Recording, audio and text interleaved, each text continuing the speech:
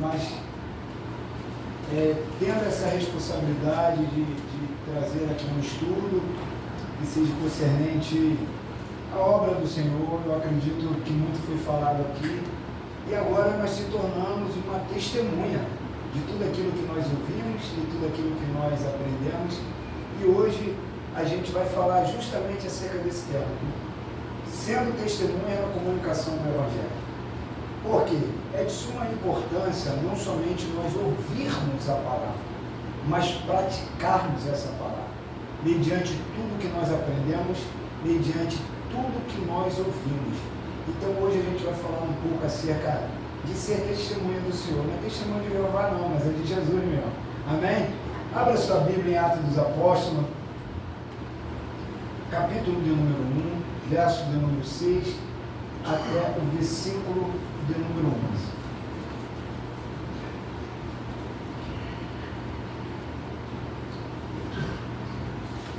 Todos acharam? Diga amém. Amém. Diz assim a palavra: então os que estavam reunidos lhe perguntaram: Senhor, será este o tempo em que restaurarás o reino de Israel? Respondeu: não vos compete conhecer o tempo ou épocas que o Pai reservou pela sua exclusiva autoridade, mas receberei poder ao descer sobre vós o Espírito Santo, e sereis minhas testemunhas tanto em Jerusalém como em toda a Judéia e Samaria até os confins da terra. Dito essas palavras, foi Jesus elevado às alturas à vista deles, e uma nuvem o encobriu dos seus olhos. E estando ele com os olhos fitos no céu, enquanto Jesus subia, eis que 2 varões vestidos de branco se puseram ao lado deles, e lhe disseram: varões Galileu, por que estáis olhando para as alturas? Esse Jesus que dentre vós foi assunto ao céu, virá de modo como viste subir. Pai eterno, Deus querido, nós queremos te render graça por chegarmos até aqui em paz e segurança. Obrigado, Senhor, obrigado por termos o privilégio de estar em tua casa, ouvir a tua voz, ouvir a tua palavra, e que esse tempo seja um tempo de crescimento sobre a nossa vida, e que nós possamos de fato, Senhor meu Deus, apreciar a cada momento aqui reservado na manhã desse dia. Que o Senhor venha com graça, com poder, ó Senhor, e que nós venhamos estar com o coração aberto, a nossa mente cativa ao Senhor, para aprender um pouco mais da tua palavra. Ser comigo, ser com a tua igreja, em nome de Jesus. Amém. Podem tomar de vossa assento. Eu quero iniciar falando um pouco sobre um acontecido ao longo dessa semana. Eu não sei se os irmãos conhecem a história do pastor Paulo Júnior. Alguém conhece aqui a história do pastor Paulo Júnior? Esse homem sempre foi muito doutrinador, sempre reservado na palavra de Deus. E essa semana a gente foi surpreendido pelo testemunho dele, uma confissão, dizendo que ele havia pecado contra a igreja do Senhor, pecado contra a palavra e o concílio da igreja. E automaticamente ele estava se afastando de toda a atividade pastoral.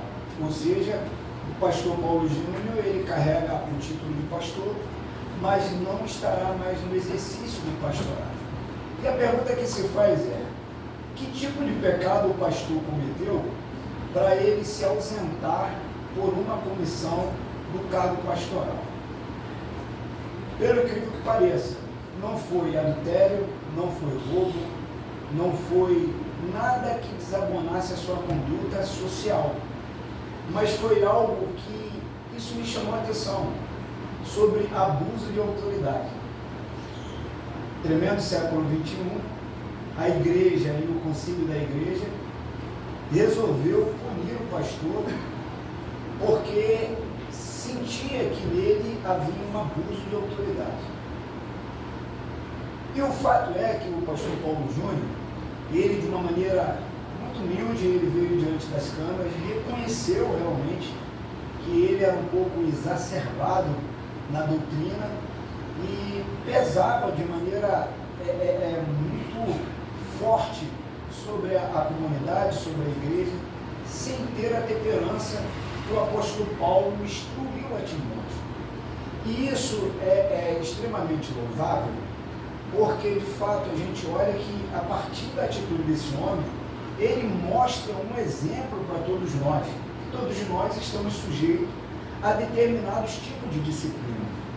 Mas o que mais me chama também a atenção é que por mais que esse homem reconheça a sua fabilidade ministerial, esse homem entende que o fator ser testemunha não tem nada a ver com agressividade. Não tem nada a ver com agressividade. Ele, durante muitos anos, pregou de maneira viva contra os hereges, contra o posicionamento de determinadas correntes teológicas, e ele agora denunciou tanto o pecado dos outros que ele agora se viu denunciado pelo seu próprio pecado. E o que isso quer dizer acerca justamente desse texto que a gente lê? Atos dos Apóstolos, como a gente sabe, na verdade, ele deveria ser refeito, ou melhor dizendo, ser reescrito o título dele. Porque o que mais a gente observa não são os atos dos apóstolos, mas, propriamente dito, o ato do Espírito Santo, da ação e a movimentação de alguns apóstolos, mas de uma maneira muito mais eficaz, a movimentação paulina. E quando eu falo de movimentação paulina, eu estou falando do apóstolo Paulo. Então a gente vai observar que o apóstolo Paulo, ele é muito citado por Lucas, principalmente nessa construção de apresentação. Mas é interessante que Lucas, ele vai destacar no capítulo de número 1, que ele está escrevendo uma carta. E esse livro, que a gente pode assim dizer, para um homem chamado Teófilo.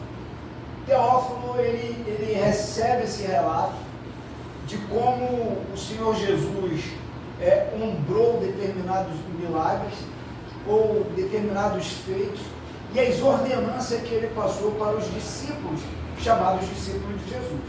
Então, quando a gente olha para Atos dos Apóstolos, a gente está olhando para uma narrativa que está sendo replicada a partir de alguém, ou seja, a partir de Lucas. Então, Lucas, ele colhe as informações, ele se torna uma testemunha e a partir de agora ele vai relatar de uma maneira muito clara tudo aquilo que havia acontecido sobre a vida dos apóstolos e quem tinha sido Jesus e como ele ainda estava trabalhando no meio do povo. Então, quando a gente observa Atos dos Apóstolos sendo escrito, a gente aparentemente parece que Lucas está ali acompanhando lado a lado, vivenciando lado a lado, mas na verdade muitos relatos que a gente encontra aqui foram relatos transmitidos para Lucas, e Lucas agora está passando para frente aquilo que ele ouviu. E é interessante porque a partir do verso de número 6, a gente vai observar que os discípulos estavam todos reunidos, e o Senhor vem de encontro com ele, dizendo que era necessário que ele se tornasse uma testemunha viva. Mas a preocupação dos discípulos era uma preocupação escatológica. E essa preocupação escatológica era uma preocupação de como o reino de Israel seria instituído ou restaurado. Porque na cabeça dos discípulos, e Lucas, de uma maneira muito intencional, ele vai trazer essa base teológica para nós, mostrando o apontamento daquilo que aconteceu na narrativa dos evangelhos. Porque na cabeça dos evangelistas, o povo esperava um Jesus que viesse para restaurar as bases da monarquia israelita, que viesse restaurar as bases sociais. Só que Jesus, ele vem numa concepção literalmente diferente daquilo que o povo do seu tempo esperava. Ele se apresenta não com uma palavra dura, ou seja, como João Batista no deserto, mas ele às vezes vem ser duro, não com a comunidade que lhe ouvia, mas sim com seus próprios discípulos, porque entendia e compreendia porque ele estava perto.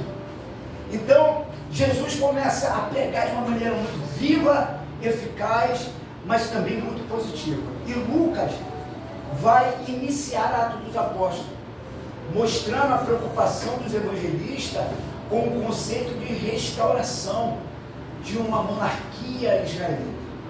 Só que o Senhor, ele entra com uma palavra muito viva, dizendo assim: não compete a vocês saber nem o dia e nem a hora.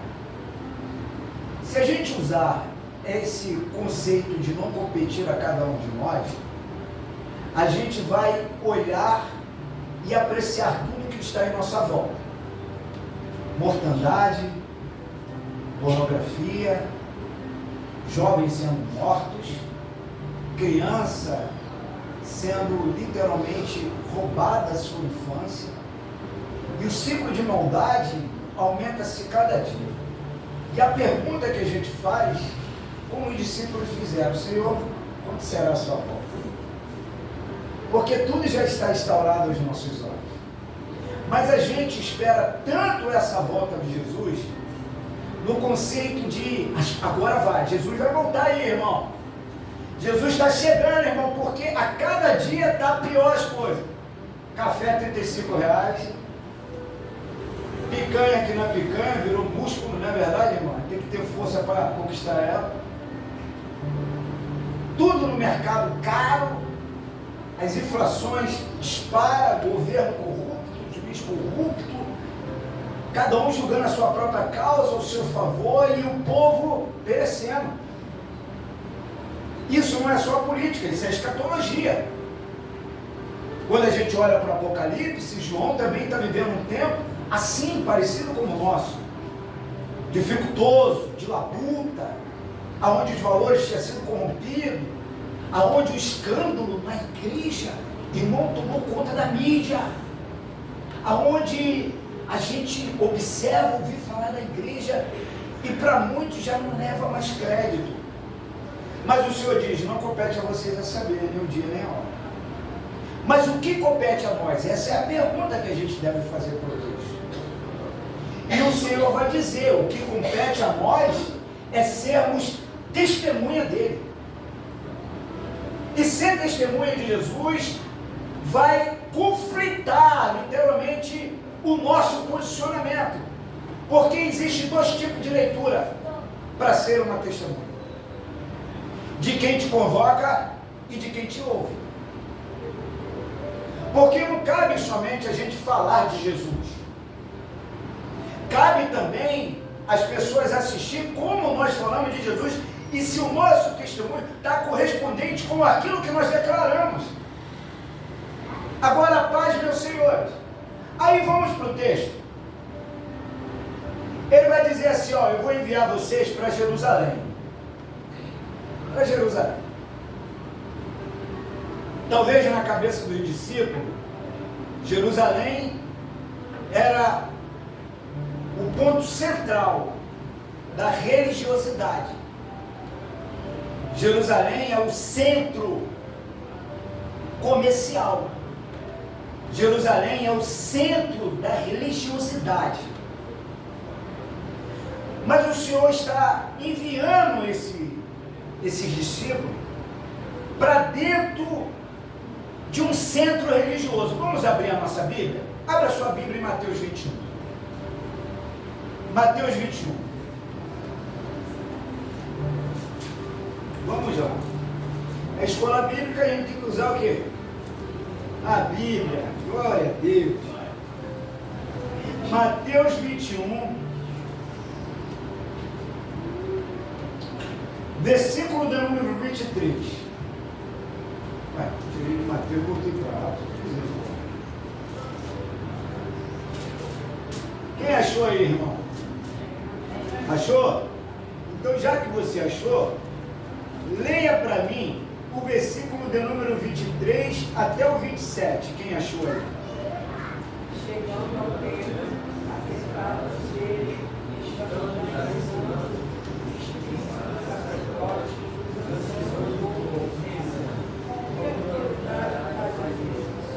quem te deu tal autoridade? Jesus respondeu e disse: eu também vos perguntarei uma coisa. Se me disserdes, também vos direi que autoridade na coisa. O batismo de João onde era? Os céus ou os homens? Pensavam no princípio dizendo: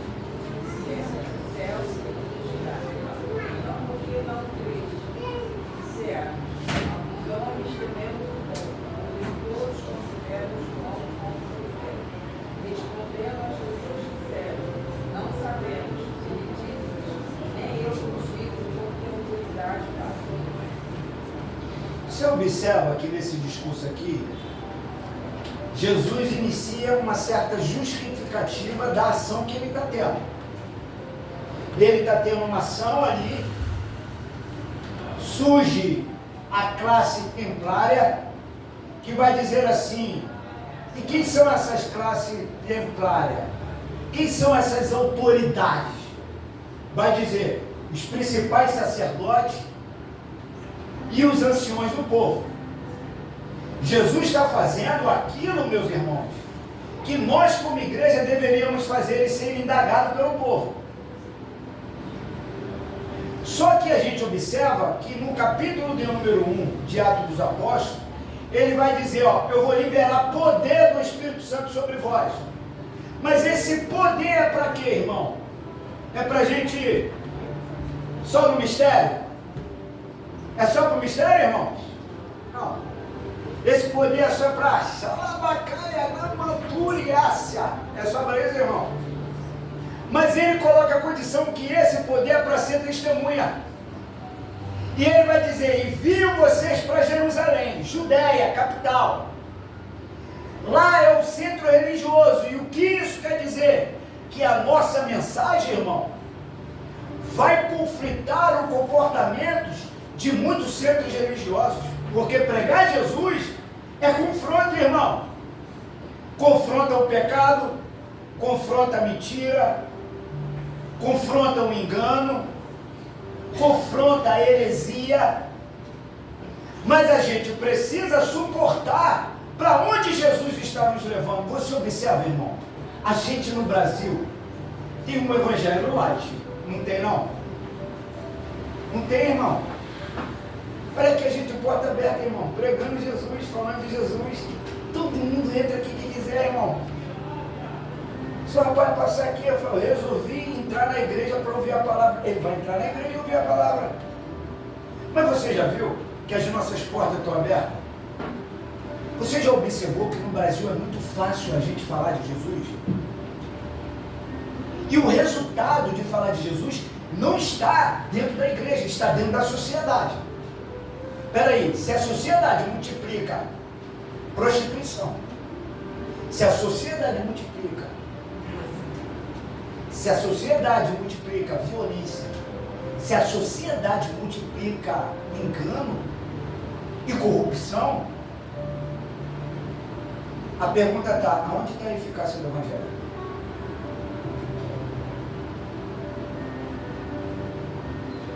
Porque na nossa cabeça a responsabilidade é escatológica. Por isso que eu disse aqui sobre João, esse tipo de crise e tal. Mas beleza, irmão.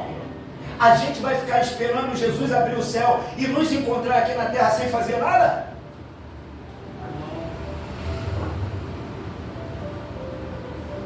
Ele necessita o que de nós? Sede as minhas e testemunha. Na época de Jesus, é doar a vida para a morte, em causa de quem? Só que a gente acostumou, irmão. A gente acostumou a não ser perseguido. A gente acostumou a não ser caluniado. A gente acostumou a não ter oposição sobre conceitos religiosos. Você estava ouvindo, e ouvi um pregador uma vez, meu pastor, falar sobre isso. Era até aquele pastor Adilto da Costa, ele falando que às vezes a esposa dele estava cantando, eu vi isso no congresso dele, adorando em casa, lavando louça, e daqui a pouco uma mulher de religião, de raízes, matrizes africanas, jogando ovo para a casa dele, porque aquela mulher cantava e adorava o nome do Senhor. Hoje a gente coloca o nosso louvor, parece que não incomoda ninguém, irmão. A gente passa na rua, ninguém chama mais a gente de Bíblia, meu pastor. A gente passa e as pessoas parecem que ali vai um crente. Não, irmão. Ali não vai um crente. Ali vai uma testemunha. Ali vai alguém que está coberto pelo Espírito Santo. Ali vai alguém que tem poder e autoridade, não somente na terra, mas também no reino do céu. A gente precisa se enxergar assim, meus irmãos. A gente precisa sair dessa esfera, sabe? Ah, deu ruim? Peraí, pastor. Ah, pastor, o senhor não sabe, eu estou passando uma prova, meu pastor. Ora pela minha vida, ora pela minha casa. Irmão, cadê tua autoridade, crente? Cadê você para chapar essa mão grande que tu tem na cabeça daquele que está possesso? Daquele que está doente, daquele que está enfermo? A sociedade precisa saber que a gente está aqui, irmão. Não tem como a gente pedir um avivamento se não ter lágrima dos nossos olhos. E Jesus está dizendo: vocês aprenderam comigo. Eu não tive que ir para Jerusalém, vocês também vão. Olha a pedagogia de Jesus, irmão. Jesus não ensina nada daquilo que ele mesmo viveu. Jesus não ensina nada daquilo que ele mesmo não viveu, irmão. É como que Jesus estivesse ensinando para a gente: vocês vão para esse ambiente aí, as pessoas não vão entender porque vocês estão falando do meu nome, rapaz. Autoridade vão se levantar e vão dizer: não é mais necessário. Estive hoje, essa semana, dentro da comunidade, uma comunidade do Falé. Eu fiquei assustado com o que a irmã disse para mim. Fui lá para levar uma palavra para os irmãos. A irmã disse assim: Marão, a tua vida aqui foi resposta de Deus. Eu falei: amém, minha irmã. Louvado seja o nome do Senhor. Irmão, eu amo criança. Eu amo criança. Mas não é para mim trabalhar com ela. Aí eu falei: ué, como assim, mesmo? Ela falou: meu irmão, eu gosto de estar na boca de fundo. Eu estava vindo para cá, abracei duas carturas, preguei para ela, fui levar ela para o centro de recuperação. E o chamado é esse, mano. Eu falei: o que está te faltando para cumprir o teu chamado? Está faltando meu pastor entender. Como assim? Eu falei: teu pastor entendeu? Eu falei: a gente conversa com ele, minha irmã. E isso é bom para a igreja. Eu falei: de repente, tem uma irmã que pode trabalhar de criança mais que a senhora. Falei: então, vai. Eu entreguei meu cargo hoje. Você estava falando sobre ouvir a voz de Deus e entender o que Deus está te falando. Eu entreguei meu cargo hoje, vou voltar para a rua evangelizar. Falei com o meu pastor, pedi a benção dele. Ele está meio chateado. Eu falei: sério? Vamos orar por ele. Jesus vai tocar no coração dele. Eu estou 3 meses nas crianças. A irmã confessando. Na hora que eu estava indo embora, descendo a comunidade com ela começou a lamuriar. Ela falou: esses 3 meses, ninguém foi na boca de fundo. Eu passo na boca de fundo, atravessa esse morro aqui, por esse morro aqui. E as pessoas dizem assim: ô minha irmã, não vai parar para orar, para falar, não? Eu tenho que cuidar das crianças. Sabe o que é isso, irmão? Quando o povo está do lado de fora clamando alguém que vá, isso mostra como nós estamos. Ela passa na boca. O pessoal está fazendo isso. Chamamos. E engraçado que tinha 2 jovens nesse culto. Aí ele: ora por mim. Eu falei: vou, tá. Mas por que tu quer oração? Não, para Deus me proteger, então não ora não. Tu acha que eu sou o quê? Curandeiro? Vou ficar fazendo simpatia para tu de cima do altar? Para Deus te proteger com essa vida torta que tu tem? Eu vou orar para tu se converter, tu aceita? Aceito. Falei: então senta aí e ouve a palavra. Pregamos. Aí um aceitou Jesus, o outro ainda não deu tempo. Eu falei: tá bom, mas não vou orar para proteger também não. Falei: agora eu vou orar. Você aceitou Jesus? Beleza, vamos orar. Tem que largar a vida. Irmão, a gente está vivendo um tempo que a igreja está dentro e a gente está aqui, ó, confortável. E Jesus dizendo, eu quero vocês como testemunhas. Depois ele vai falar, além de Jerusalém, vocês precisam ir para a Judéia. A Judéia foi o local que Jesus foi preso, João 18:38. Quando ele é preso nesse lugar, ele é preso, julgado e crucificado. Então, peraí, Jesus está indo para o ambiente de oposição, Judéia ou Jerusalém, oposição religiosa. Depois a mensagem que ele prega, ele vai ser tema para julgamento e injustiça. Ele vai ser alvo de injustiça e julgamento, meus irmãos. Tu já viu aquele almoço de família?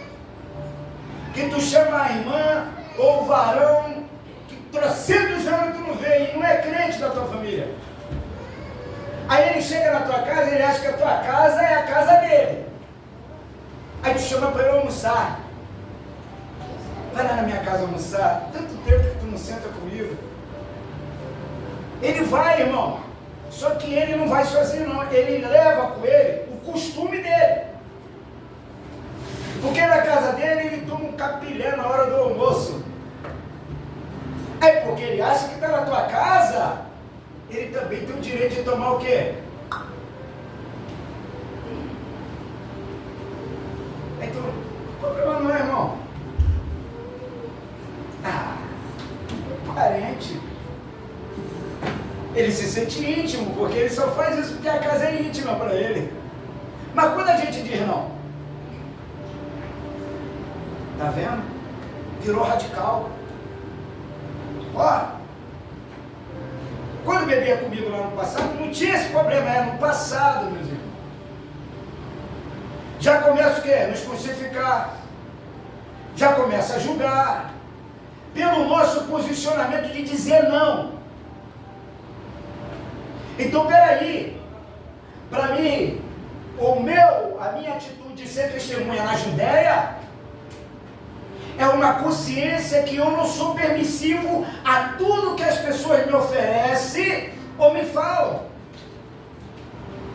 Isso é posicionamento, meus irmãos. Amém ou não amém? Amém. Não é posicionamento? Eu arrumei 2 inimigos essa semana. Meu Deus do céu. Eu e as minhas histórias. Trabalha comigo um varão lá, é cabuloso, irmão. Crente. No meu setor são 4 crentes, o restante tudo ímpio. Aí tem um cara que adora todo mundo, ele adora geral, de Buda, de Ásia, ele adora todo mundo. O meu chefe é ateu que não é ateu. Já viu ateu que não é ateu? Só ouviu falar o nome de Deus? E os outros, um é pastor, o outro é da Evangeliana, o outro é diácono. Cada um com um temperamento diferente. Parece até a turma de Jesus. Só que tem um magistrado, que eu falei para ele assim, eu falei, rapaz, não é porque a gente é crente que eu tenho que te favorecer não, cara. Se eu tiver de cobrar alguém aqui, o que mais eu vou cobrar para você, porque tu conhece a verdade. Irmão, aí, o que ele queria, meu pastor? Ele dirige para executivos, só pessoal classe alfa mesmo, irmão. O negócio de vir para lá, o negócio é gigante. Aí, olha o que o varão faz, meu pastor. Ele quer que eu concorde com esse negócio. Ele pega o telefone dele, no meio de uma agenda, está lá dirigindo para o homem. O homem entra no restaurante, vai falar sobre negócio no restaurante. Ele pega o telefone e fala, sem ter o que fazer, ele deveria estar lendo o quê? Não é Bíblia?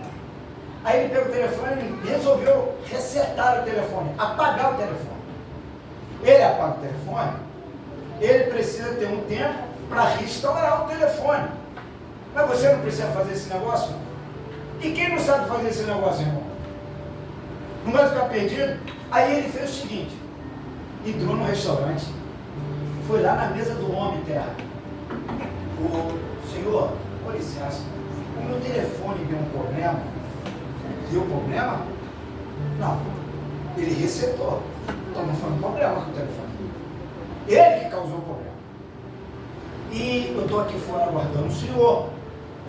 Qualquer eventualidade, já estou a posto. Ele, ok. Só que o homem entrou, foi para a reunião, ele ficou com a cabeça cafufando.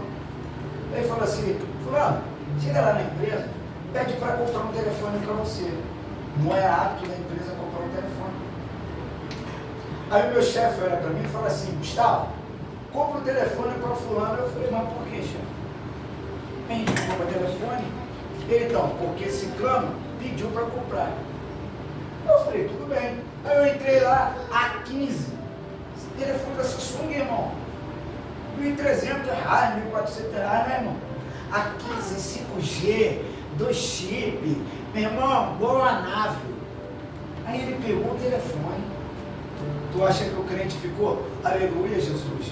Eu apresento ao Senhor minha ferramenta de trabalho. Ele fez isso? O meu telefone é melhor do que isso. Eu queria um iPhone. Eu falei, então a sua motivação não era o telefone quebrado para trabalho. A sua motivação era ganhar um telefone novo. Como que o senhor pode me julgar? Eu falei, eu dou as palavras. Aí ele, não, porque fulano me prometeu há 3 anos. Eu falei, então o senhor resetou o telefone, falou que o telefone estava quebrado e o nome disso é mentira. Eu falei, tu não é crente, cara? Sabe o que ele faz para mim? Faça me julgar. Eu falei, eu estou te julgando. Eu te dou um telefone e tu acha que eu estou errado e tu está certo. Eu falei, aí sabe o que ele fez? Ai daquele que tocava no ungido do Senhor. Eu falei, eu não acredito nesse negócio. Eu falei, isso é sério mesmo? Ele falou, sério, varão? Eu falei, isso é macumba gospel, hein? Eu falei, o senhor está falando macumba para mim. Eu falei, meu Jesus. Eu falei, olha como que está a cabeça do crente. Ele não quer ser mais repreendido não, irmão. Ele não aceita mais receber ou não. O negócio dele é sim, porque se não for o sim, para ele não presta. É por isso que eu iniciei falando do pastor Paulo Júnior. E tu acha que ia ficar só assim? Não tem nada a ver. Esse homem disse que tentou manipular o conselho da igreja acerca da sua própria repreensão. Não tem um montão de gente assim, irmão? Manipuladora. E dizendo que é testemunha de Jesus, que não reconhece o seu erro, egocentrista. Aí o pior, como que ele pode ir como uma testemunha se ele mesmo, diante dos olhos do Senhor, já está reprovado? Porque a leitura não acontece aqui dentro, a leitura acontece lá fora, meus irmãos. E o pior vai dizer assim, você quer falar de Jesus? Tu está falando de uma coisa que tu não vive. Tu acha o quê, irmão? Tu acha que esse efeito, todo mundo dentro e ninguém fora, é à toa?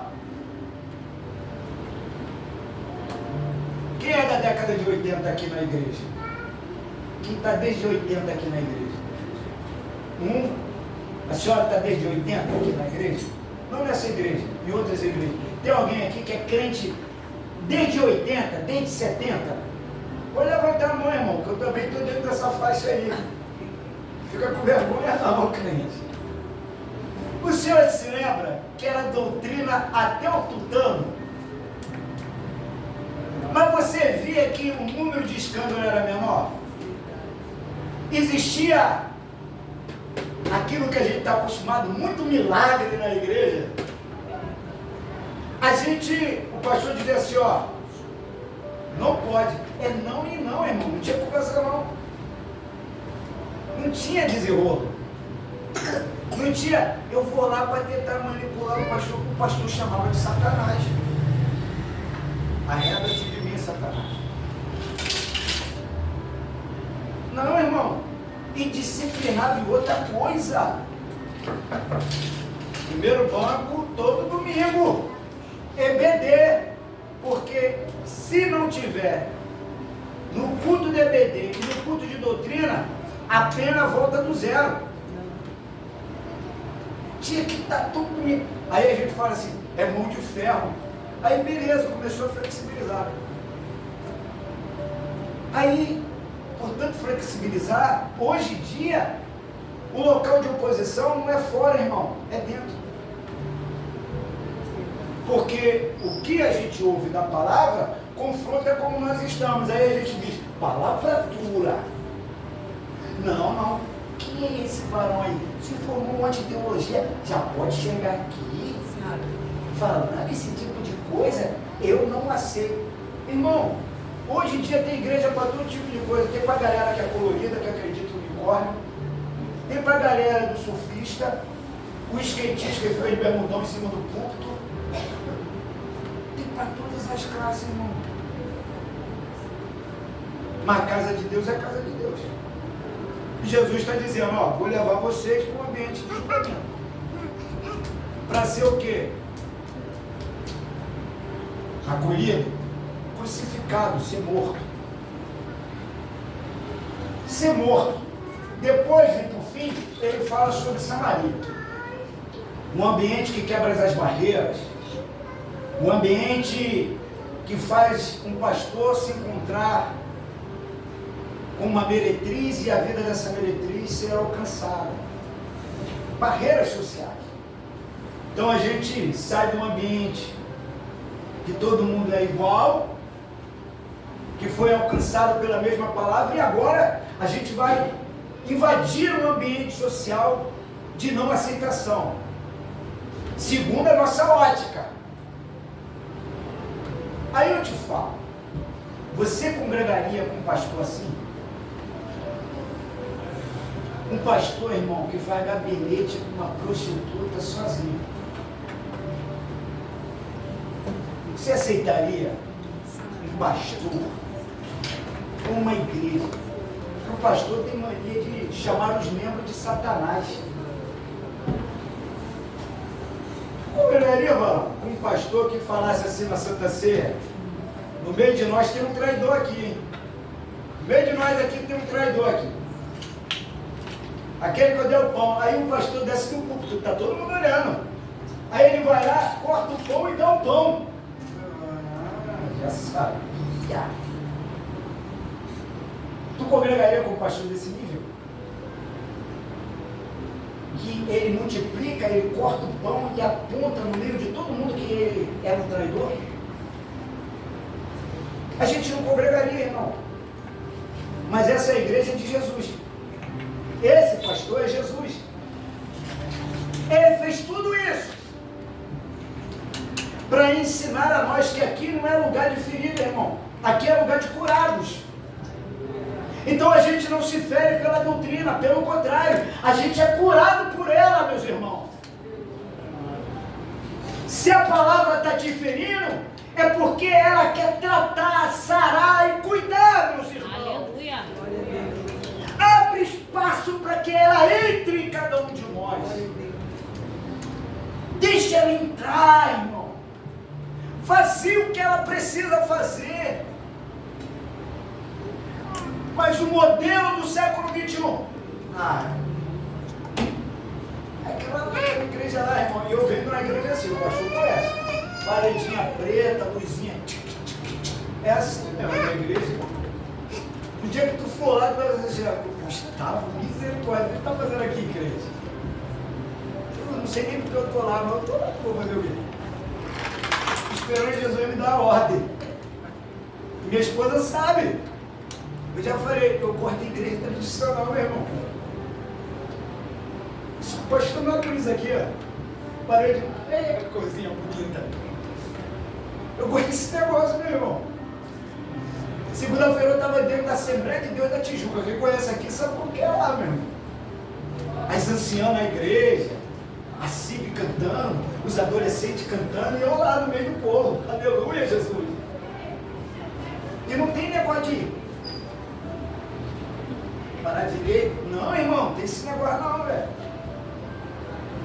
E pensa na glória de Deus que desce. Tu acha que pra gente ter a presença precisa forçar a presença? Apagar a luz não, apagou a luz, agora Jesus e a luz vai acender no meio da escuridão. Essa, irmão. Quando a palavra entra em nós, irmão, tudo se transforma quem está em nossa volta, meu Deus. A gente já não é mais ferido com qualquer coisa, com acusação, com disse-me-disse. Eu vou ali, o pessoal jogou pedra em mim. Não vai na paz, meu querido. A gente não se fere. Mas a gente viveu um tempo de mudança eclesial que foi tirando de nós e roubando determinados valores que a gente tinha. E a gente precisa voltar ao centro para ser uma testemunha. E esse centro que eu digo, não o centro da adoração, porque o centro da adoração é Jesus. Mas o centro da nossa missão, qual é a nossa missão nessa terra? Ser ouvinte de culto, ser cantar uma coisa que a gente não vive, porque tem louvores aí, irmão, só a graça. Eu dou a minha vida para ti, dá nada, meu irmão. Mentira! Tem um que eu entrego tudo que eu tenho, não dá nenhum dízimo, como dirá, vai entregar o quê, meu irmão? E os cabras estão cantando mentira. Porque a gente tem que cantar uma coisa que vive, que Deus recebe e diga assim, isso aqui é verdade. Eles estão cantando algo que está mexendo comigo aqui no céu. É verdade. Você já viu até os louvores? A gente às vezes canta. E Jesus fala, não prega, não sai dia de semana, não visita ninguém e está dizendo, eu entrego tudo que eu tenho para o Senhor. Não entrega nada. Eu agora fico assim, orelha em pé. Falei, não, Jesus não vai me achar como mentiroso não. Vai nada. Vai não, eu fico assim, Aí, segunda-feira eu estava lá, o senhor escutando assim, ao rei dos reis consagrado. Irmão, eu nunca chorei tanto nesse mundo. A minha mente consagrar ao Senhor tudo que eu sou. Sabe? Aquele desejo de dizer assim, Senhor, realmente, Pai, eu não tenho feito nada para o teu reino. O único lugar que eu tenho é estar na tua casa, para ouvir a tua palavra, sair fortificado, para que eu não caia. Mas eu preciso mais, Senhor. Imagina, irmão, a gente chegar no céu, tá Paulo lá, Senhor João, como sou apaixonado por esse cara, por esse varão, né? Não pode chamar assim, cara, de maneira respeitosa. Aí eu vejo esses homens, Tiago, Silas, tantos homens que sofriam, irmão, para que esse evangelho nos alcançasse. Aí a gente sentado lá com o pessoal jantando, almoçando, meu irmão, aquele dia de glória, né? Chegamos, aleluia! E aí, pessoal? O pessoal, seja bem-vindo, amado do meu Pai. Aí abre a porta. Imagina a nossa mente agora, você e a sua. A gente que prega, a nossa mente viaja, é igual um mundo de Bob, irmão. A gente fica vendo tudo. Aí eu fico vendo, sabe? Entrando lá no céu. Aí o pessoal, uma festividade, irmão. Alegria total. Chegou mais um, eita! Aí a gente senta no sentar. Aí me bota do lado do Senhor João. Um homem que era chamado o discípulo amado. Aí eu olho para ele. Aí eu olho para mim. Aí João, e aí, rapaz? Como foi a tua trajetória até aqui? Falei, João. Então, eu estive no shopping, eu fui no Maraca. Eu tive até chance de pregar, mas não preguei. Mas eu ia na igreja todo domingo, toda quarta, todo sábado. O que o pastor mandava eu fazia. Aí, João, tu não viveu experiência na terra? Aqui não é mais lugar de experiência não, meu filho. O local de provar e ver era lá. Aqui, acabou tudo. Você vai estar até entre os tais. Mas te faltou o principal. Viver de maneira intencional. eu vivi de maneira intencional, Paulo viveu de maneira intencional, Tiago viveu de maneira intencional, Pedro, então, nem se fala. Por que vocês tiveram medo? Por que vocês foram tímidos? Imagina, irmão, a gente ouvindo isso. Aí, talvez a minha pergunta seja igual a do apóstolo Paulo. Abra sua Bíblia em Romanos 1,16.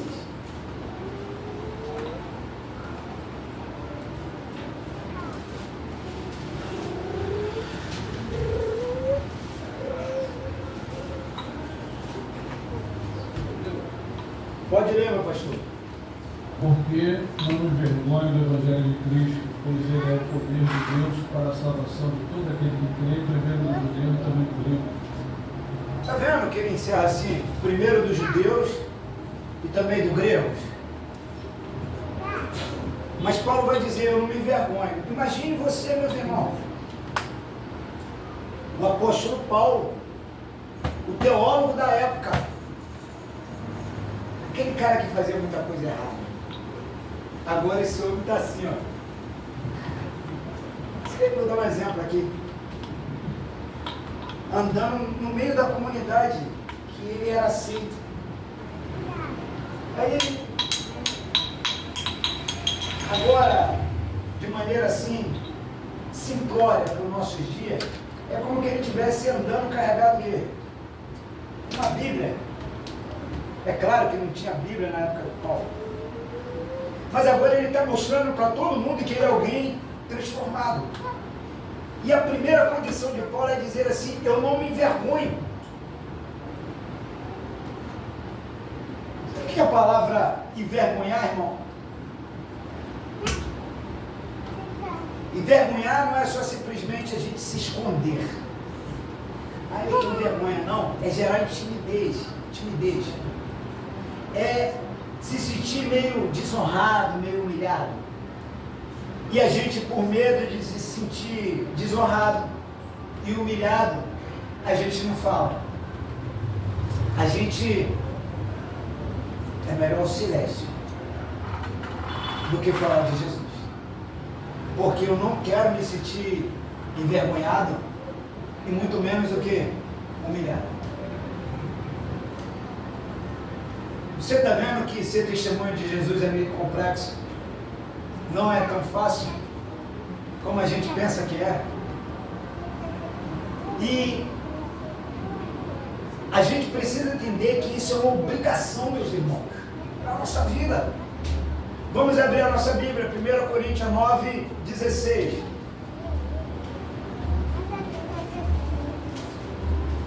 Vamos para a Bíblia. Aleluia. Você está feliz, meus irmãos? Amém. Aí se amém, eu estou meio duvidoso, hein? 9,16.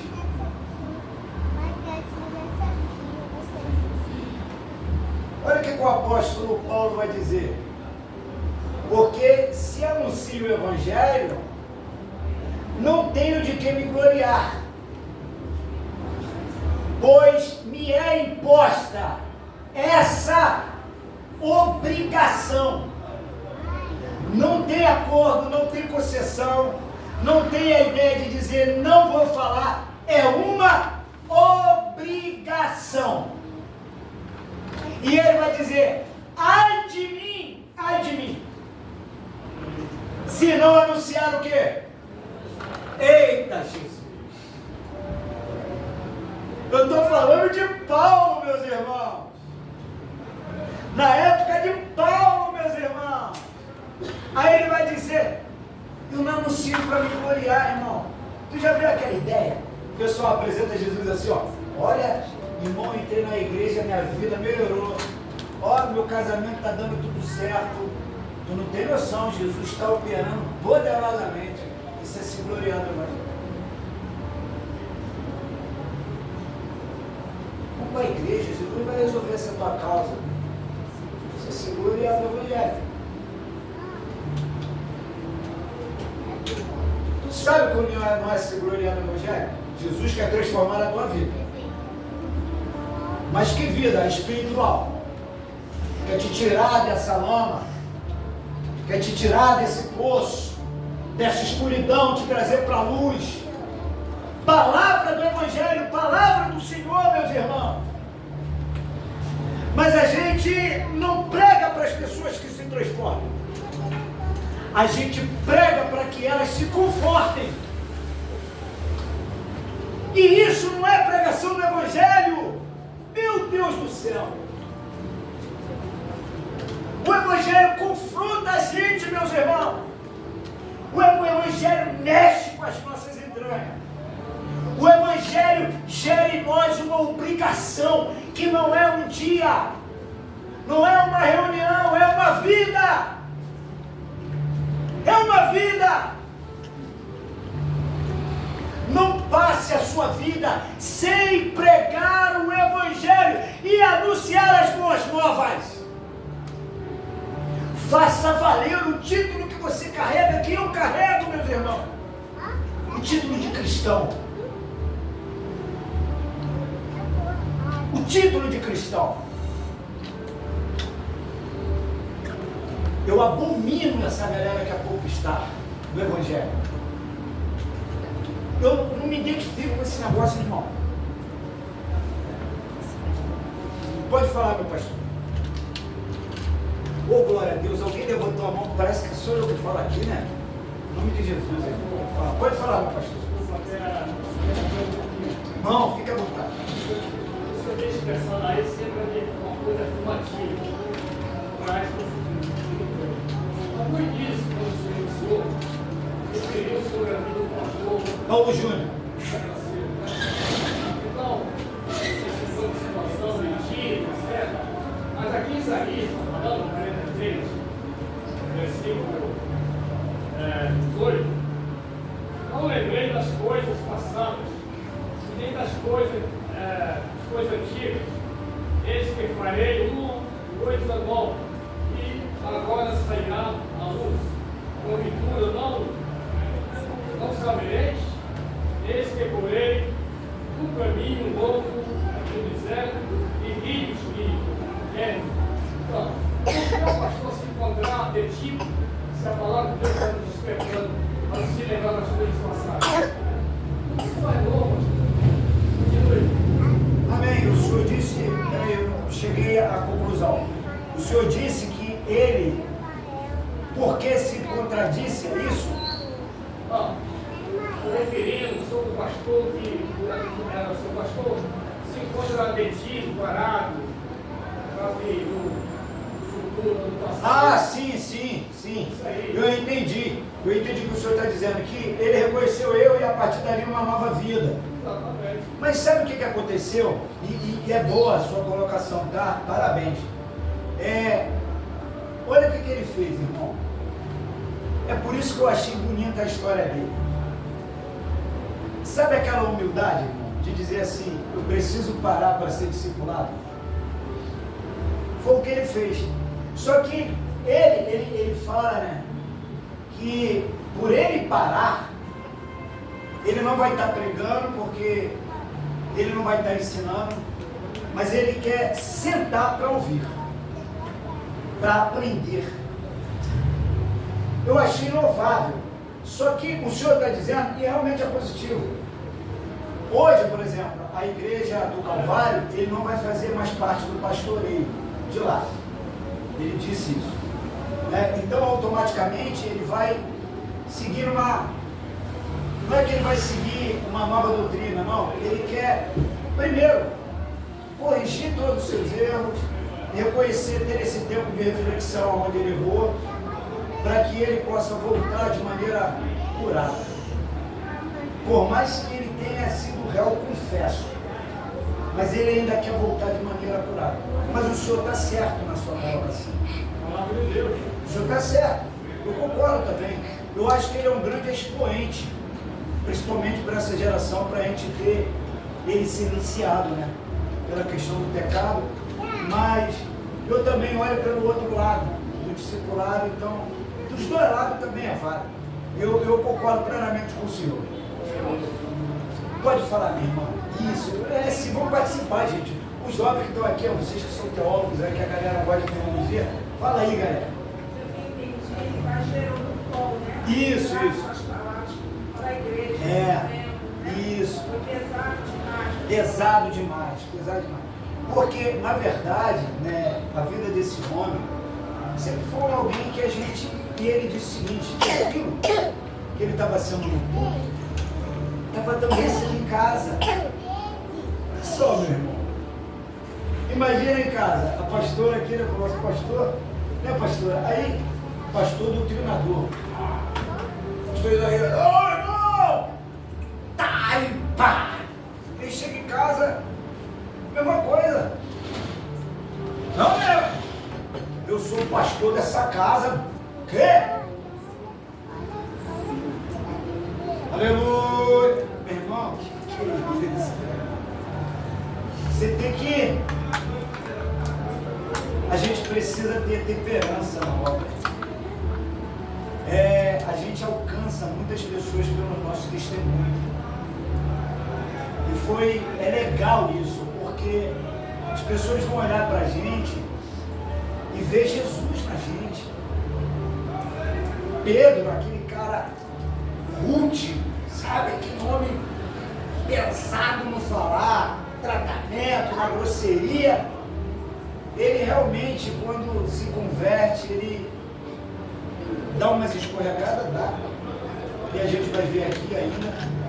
Mas ele continua, sabe, querendo ser mais dócil, mais amável, mais compreensível com a fraqueza humana.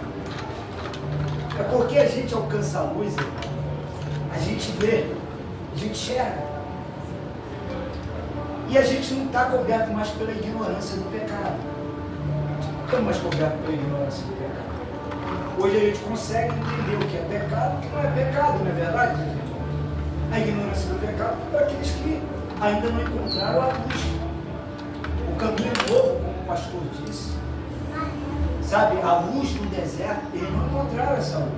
Quando ele encontrar, as escamas vão cair e eles vão ver também. Mas para nós que estamos enxergando, a gente precisa ter, não concordância com o pecado, mas a gente precisa olhar para o pecador. Olhar para a degradação moral desse homem. Olhar das possessões que tem tomado conta, às vezes, das pessoas. Eu tenho um cenário, e eu digo isso, irmão, porque é perigoso. A gente pensa assim, a pessoa aceitou Jesus, começa a frequentar a igreja, aí ela está na igreja, aleluia. Mas você acredita que de vez em quando eu acho que o saci fica soprando no ouvido dela? De vez ela ouvir a voz de Deus, ela fica ouvindo a voz do cinzento, né? E o cinzento parece que fica assim, né? Vai lá e atenta fulano, arrebenta com ciclano, fala de Beltrano. Ele fica, né? Ele não fica meio manipulando, né, meu pastor? Ele fica. E às vezes as pessoas não crédito a isso. E eu tenho visto um detalhe, como que esse evangelho que nos foi obrigado a anunciar, ele tem falado tanto conosco, para que a gente saia, sabe, do nosso estado, às vezes, somente confortável. E eu, conversando com uma pessoa, eu observei que havia muita reclamação. E nada está satisfeito. Bota na igreja, está satisfeito. A doutrina da igreja não está satisfeita. Se é uma festividade, não está satisfeito. Se o casamento, nunca está satisfeito. A vida conjugal não está boa. Tudo que tem dentro de casa está ruim. Só sabe reclamar, irmão. Nada está bom. Aí um belo dia eu perguntei para elas, eu vou te fazer uma pergunta. Tu acha que essas pessoas aí que estão vivendo aí fora estão com uma vida melhor do que a sua? Depende, né? Porque, sei, irmão, Andar de jet ski é ruim? Jet ski. Andar de lanche é ruim? Ter as coisas boas dentro de casa é ruim? Eu falei, o que é ruim é saber que a morte pode chegar de surpresa e ela não se encontrar no livro da vida. Tu está satisfeito ainda? Está satisfeito ainda? Qual é a tua opção? Olhar para tudo que você tem, agradecer a Deus, ser grato pelo pouco, tendo a consciência que Deus te dá aquilo que é necessário para cada dia, para que você cresça, desenvolva, para que você expanda e reconheça Ele como seu Deus, do que você ter tudo e ao mesmo tempo não ter nada. Se alguém teve a oportunidade aqui de visitar o INCA, chegue num leito daquele lá e vê alguém lá no estado terminal, e pergunte para ele o que eles queriam. Eu não acabo de falar, eu queria tempo. Eles querem a cura, mas eles querem o tempo. Por que ele quer o tempo? Para corrigir tudo aquilo que ele não teve a oportunidade de corrigir, de reconhecer tudo aquilo que ele não teve a oportunidade de reconhecer. O apóstolo Paulo está evangelizando, entregando a sua vida, porque ele entendeu qual é o seu objetivo, a sua missão. A gente vive em um conceito que precisamos quebrar a barreira, mas ter o sacrifício de viver o evangelho que a gente anuncia. E a minha preocupação, meus irmãos, pais, meus irmãos, é a gente estar vivendo um evangelho que naquele grande dia terá surpresa. Imagine você ter a consciência que tu acha que fez tudo que é certo e naquele dia não ser encontrado no livro da vida, meus irmãos. Imagina, irmão. E existe um texto na Bíblia, a galera da teologia, tem um texto na Bíblia que me chama a atenção para isso. A parábola de Lázaro e o rico, pastor. Você olha para aquele detalhe ali no texto. Lázaro é um homem miserável, socialmente. Não tem riqueza, não tem fama, não tem amigos, vive uma vida miserável, na porta dos outros, pedindo comida, bebida. Aí o Senhor nessa parábola fala assim, ó, morreu os dois juntos. Aí o rico tinha casa, tinha família, tinha a palavra, porque o texto vai dizer que ele olha para Abraão e chama Abraão de pai. Então era alguém que conhecia as promessas de Abraão, conhecia a Torá, conhecia o rito sacrificial que é o culto, conhecia tudo isso conhecia. Aí sabe o que acontece? Ele chega lá do outro lado, ele via um morador na sua porta para ele dar comida, dar bebida, pregar o evangelho, ou pregar a palavra para ele, a Torá na época. Sabe o que ele faz? Ele negligencia isso tudo. Ele não faz nada. Gente, eu estou falando de uma parábola que Jesus contou, que era alguém que era para ser achado entre os tais. Mas quando ele morre, qual é a surpresa? Esse que sabia tudo, que tinha tudo, que compreendia tudo, está no inferno. E o outro? Está no seio de Abraão. Eita! Meu Deus do céu! Isso me gerou preocupação, minha pastora. Porque eu falei assim, gente, a gente tem ambiente de culto, a gente conhece acerca de Jesus, a gente conhece acerca da Torá, a gente conhece sobre os profetas, a gente conhece sobre Moisés, a gente conhece sobre as promessas do Senhor, só que a gente vai para as festas, comemora, festa, irmão, obrigado, uau, muito bom, Deus está falando, irmão.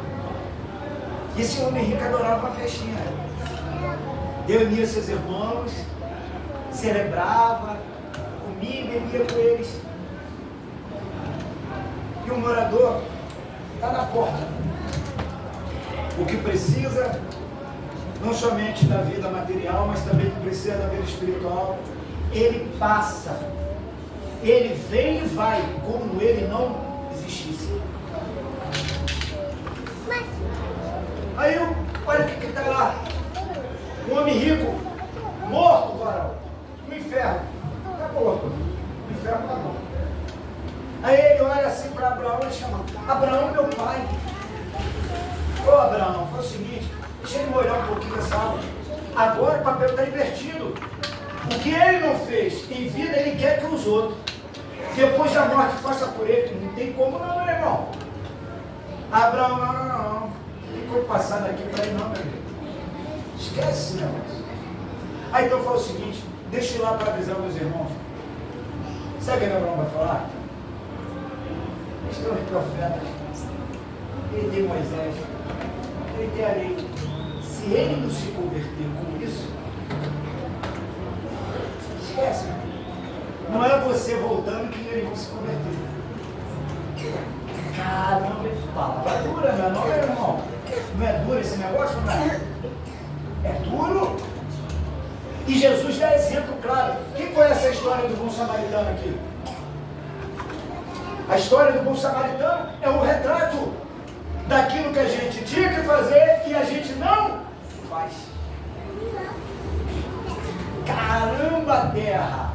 Isso é tremendo.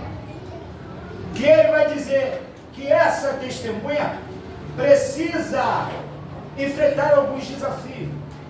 Na nossa geração, ou na geração, na época dos discípulos, foi a perseguição, a resistência e os confrontos. Mas na nossa época, quais são os desafios? Primeiro, o relativismo moral. O que é o relativismo moral? Não há verdade o que? Absoluta. Isso? Eu água na minha vida. Aleluia. Irmão, dá uma glória a Deus aí, aleluia. Obrigado, Jesus. Aleluia, irmão. Posso dar um pouquinho? Pera aí, irmão, deixa eu dar um pouquinho aqui rapidinho. Aí. Aleluia. Que é isso, terra? Então, olha só, o relativismo moral não tem verdade absoluta. Jesus deixou de ser a verdade, irmão. Mas a gente está aqui afirmando o quê? Que ele cura, ele salva e ele liberta. Ele cura, repita comigo, ele cura, ele salva e ele liberta. Essa é a verdade, irmão. E qual é a quarta? Ele vai voltar. Ave Maria. Ele vai voltar, irmão. Fala aí, Terra.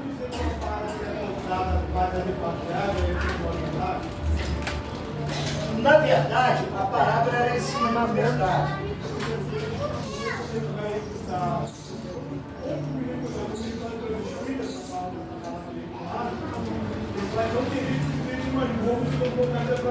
Sim, sim.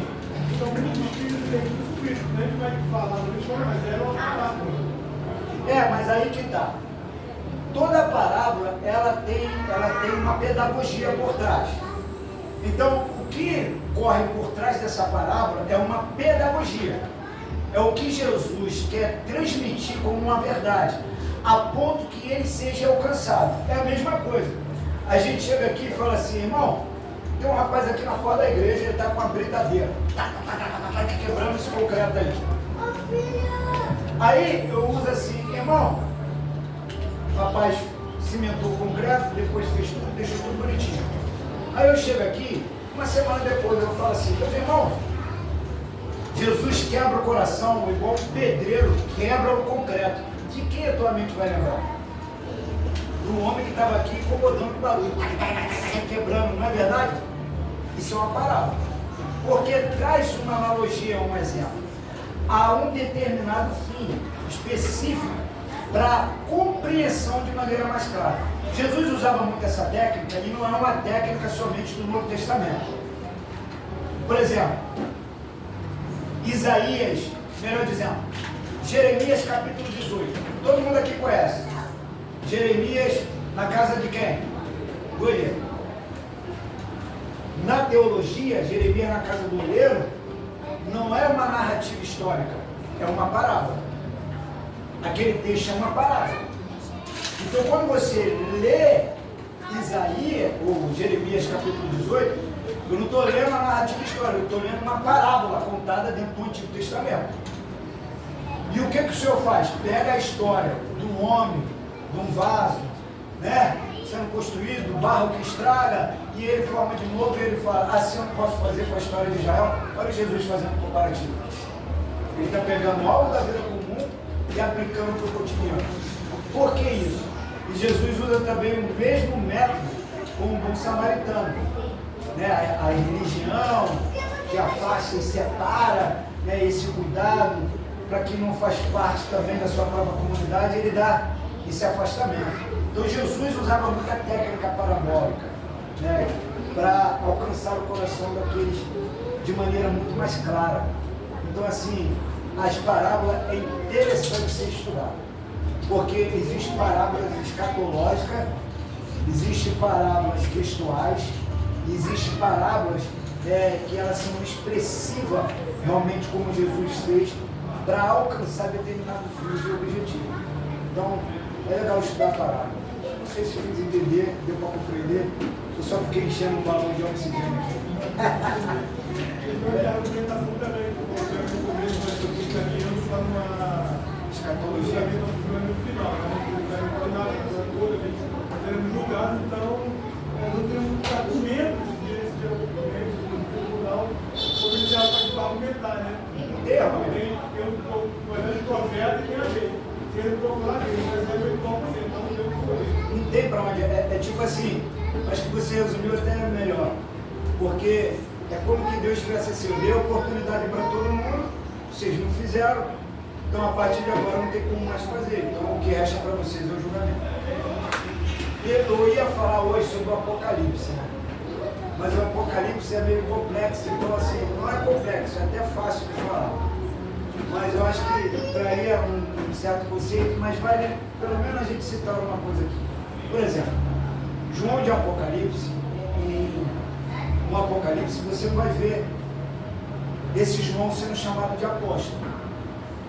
Não existe narrativa do Apocalipse João sendo considerado como apóstolo. Você vai ver que logo no início há uma voz de denúncia por trás. Ele começa a denunciar a igreja, denuncia o Estado, denuncia as autoridades. Então João ele faz um papel como de um profeta. E o profeta faz isso. Qual é o profeta? O movimento profético do Antigo Testamento. Não é voz de denúncia? Né?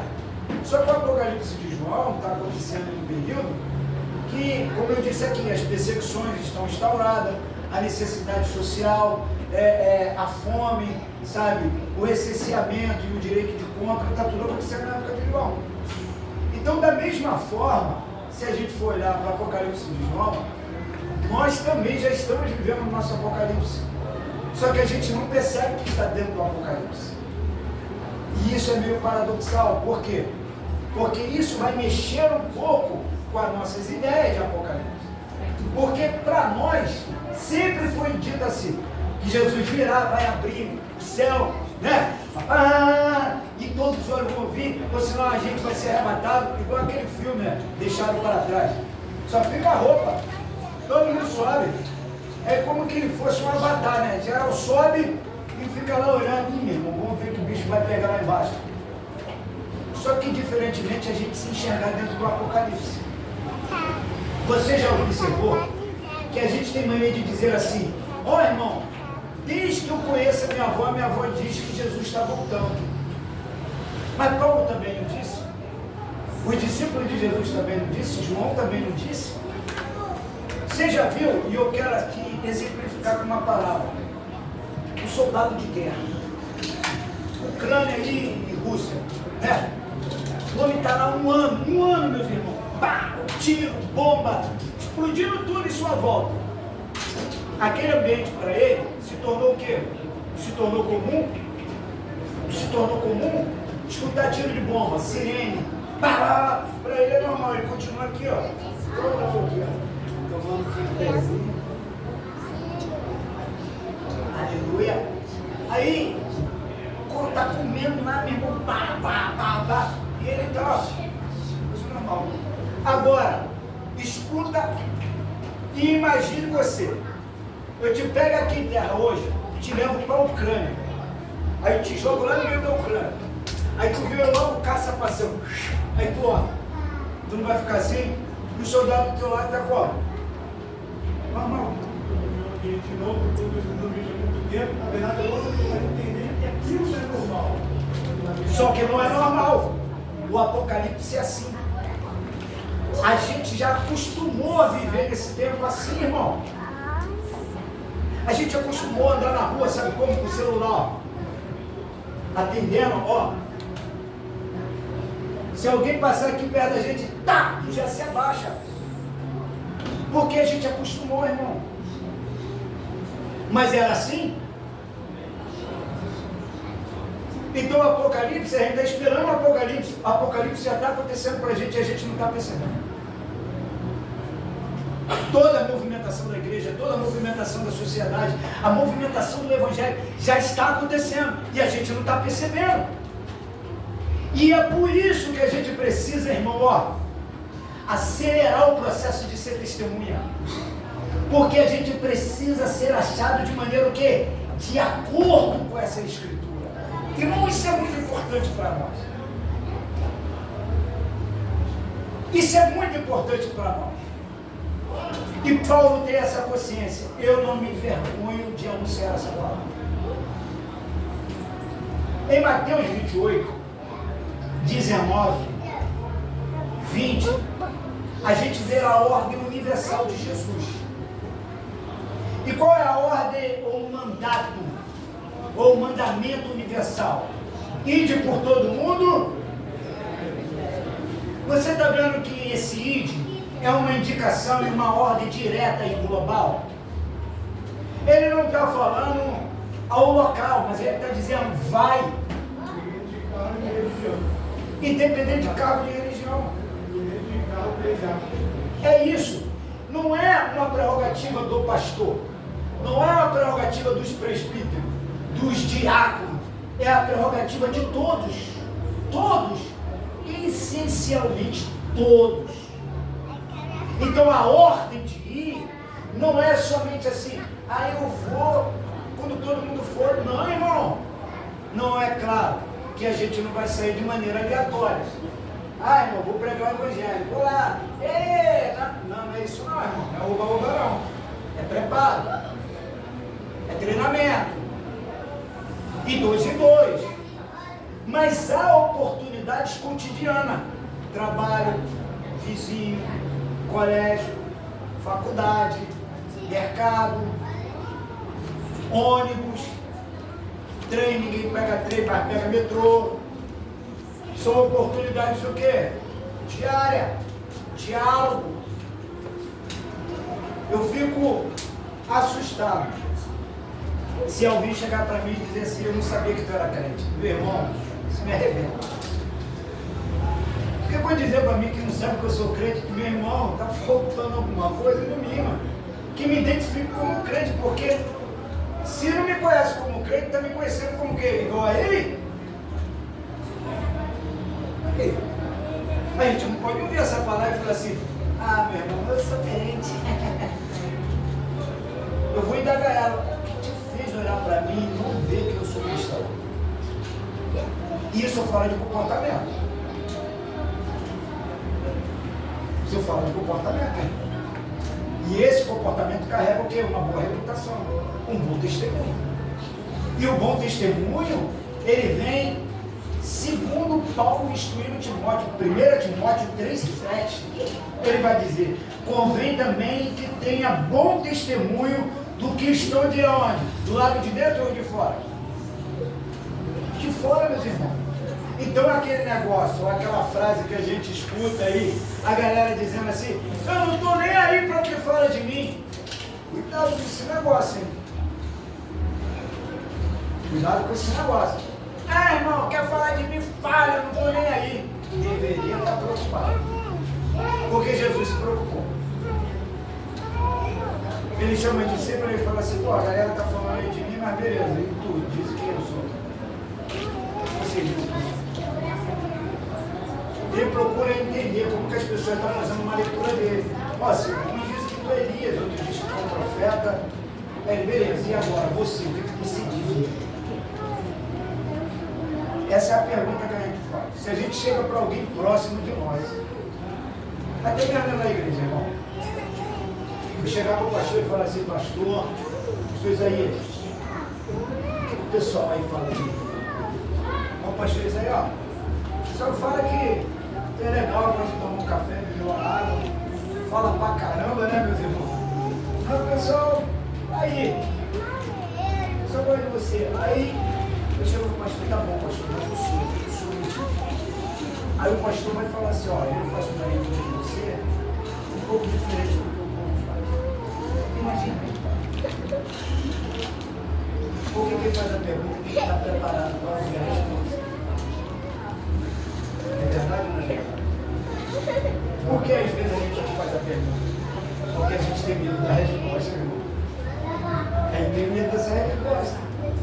Pode falar, meu pastor. Agora está ficando gostoso, todo mundo participando. Não, desculpa o quê, meu pastor? Trabalhando no setor, na pergunta. Eu sou irmão lá e só, que diferença tem você para o William? Nunca mais fazer pergunta, meu. Foi mesmo? São dessas formas que Jesus vai apertando a gente, não é verdade, irmão? E não usa a boca sempre de alguém que a gente menos espera. Uma vez chegou lá no setor também, trabalha danado para gente ter esses negócios, esses confrontos. Aí chegou lá no setor lá, como eu disse, né, meu chefe ele é tipo ateu. Porque quem é ateu estuda a Bíblia, irmão. Como que tu vai confrontar uma coisa que tu não conhece? Deixar ele acreditando num negócio que tu não conhece. Tem que ler Bíblia. E chegou uma mulher lá uma vez, foi dar, socorre din-din, é din-din, né? Din-din? Esses doces aí que socorre também. Aí foi botando na mesa de todo mundo. Aí eu não estava no setor. Quando cheguei lá, estava um saquinho na minha mesa, o sangue do cordeiro. Foi quem deixou essa oferenda aqui. Aí, olha o meu chefe lá, não é oferenda não, rapaz, isso aí é assim, não tem nada a ver. Eu falei, como que não tem nada a ver, rapaz? Eu falei, não comecei as obras do capeta não. Eu falei, eu vou lá rapidinho falar com ela. Eu cheguei para ela e falei, pô, sabe que eu sou crente? Quero te agradecer pelo carinho, por ter me dado um saco de docinho, mas eu não comovo com esse tipo de fé. Respeito sua posição, mas eu não comovo com esse tipo de fé. Ah, porque lá todo mundo come. Eu falei, mas eu não sou todo mundo não, meu filho. Todo mundo é uma coisa, tem que ter vírgula nesse negócio. E a Bíblia ensina, irmão, audácia. Mas a gente tem que se posicionar, irmão. É a mesma coisa. Chega final do ano, é danado para acontecer isso. Crente em roda de samba, em roda de cerveja, porque é final do ano, virada de ano. A virada de ano, chegamos até aqui. O Senhor nos ajudou. Cerveja na mesa. Aí o crente tem nada a ver, eu estava tomando Coca-Cola. Irmão! Aí tu vai dizer assim, ah não, irmão, mas a gente tem que ir para essa galera. Concordo que a gente tem que ir. Mas tu acha que no meio do pagode, a galera no batuque, o cérebro alto, na última regulagem, e tu, Jesus te ama, ele, valeu, também te ama. Jesus te quer ver, ele já está me dando, irmão, olha aí como eu estou chapado. E a gente aí, o evangelho não dá para criar romance. O evangelho tem que ser tática, estratégia e precisão. É a hora certa, oração, foco, objetivo. E eu gosto, irmão, eu gosto de filme. É por isso que eu falo, o sniper, ele fica só, o inimigo passa do lado dele, né, pastor? O cara está do lado dele e ele está aqui camuflado, só. Nem respira. Explodiu uma granada do lado dele, ele não respira. E ele está aqui, ó. Só esperando tomar.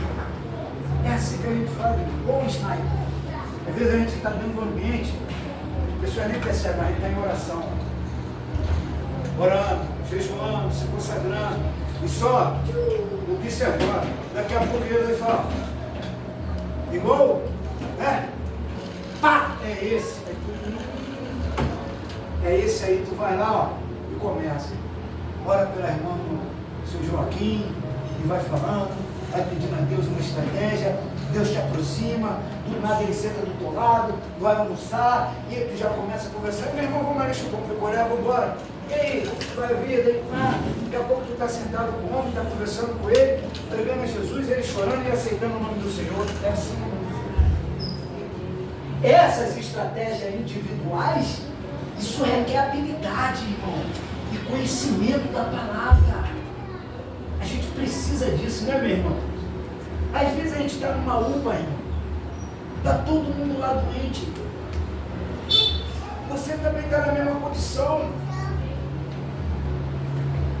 O corpo pode estar doente, mas o espírito, irmão,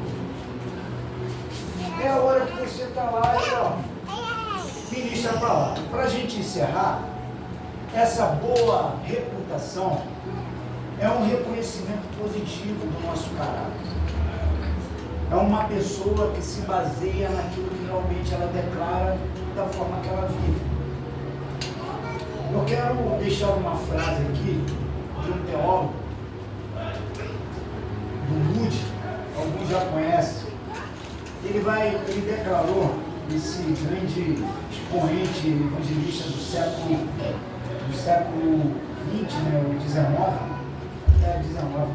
ele diz que o caráter é o que somos em meio à escuridão, quando ninguém está nos olhando. Moody vai dizer que o nosso caráter, ele não se evidencia quando todos estão nos vendo, mas evidencia no meio da escuridão, quando ninguém vê. E esse ninguém que ele está dizendo ver, essa escuridão, é quando não há testemunhas do Evangelho. É ali que a gente mostra para quem nós fomos chamados. E por que nós fomos chamados? Nós estamos debaixo dessa graça, porque a prática da palavra é o exercício da nossa fé. Ouvir a palavra e praticar aumenta a nossa fé. Tiago, capítulo de número 1, verso de número 22, ele vai deixar claro que nós não devemos ser meramente ouvintes da palavra. Porque eu fiz questão de trazer esse estudo acerca da testemunha de Jesus. É que a gente está desde janeiro, né, meu pastor? Ouvindo no dia de domingo aqui, palavra, ensino. E chegou o dia que a gente está recebendo um certificado do céu, dizendo assim, ó, vocês estão autenticados para ser a minha testemunha. Vocês estão sendo autenticados para viver aquilo, tudo que vocês ouviram. Para vivenciar esse Deus que você tanto declara. Eu creio, irmão, que esse ano de 2025 será o ano da exposição acerca de Jesus, aonde a igreja será relevante. A gente vai ver trio elétrico puxando multidão, uma meretriz em cima lá. A gente vai ver o homem de Deus se juntar às igrejas sem ter partidarismo, e a gente pregar esse Cristo ressurreto, orando copiosamente, ungindo as ruas, pregando o Evangelho em tempo e fora do que, irmão? De tempo. E nós fomos chamados para isso, e eu estou aqui para ajudar também nisso. Amém ou não amém? Amém. Louvado seja o nome do Senhor. Posso orar pela sua vida? Posso? Pastor? Foi compreensível a luz de todos, irmão? Deu para entender? Depois eu mando um slide para vocês. O pastor, né, na verdade, ele dispara. Galera de teologia, deu para entender aí? Os teólogos, os futuros teólogos, depois já são teólogos. Né? Depois a gente vê com uma teologia mais rebuscada aí, né? A galera gosta mais de aprofundamento e ele se aprofunda. Irmãos, eu fico muito grato a Deus por essa oportunidade. Estou privilégio de estar aqui para encerrar esse projeto tão bonito. A prova é Deus que todas as igrejas tirassem esse período de férias para fazer isso, porque é extremamente enriquecedor. Eu acredito que cada pastor, presbítero, mestre, professores que estiveram aqui, cada um trouxe uma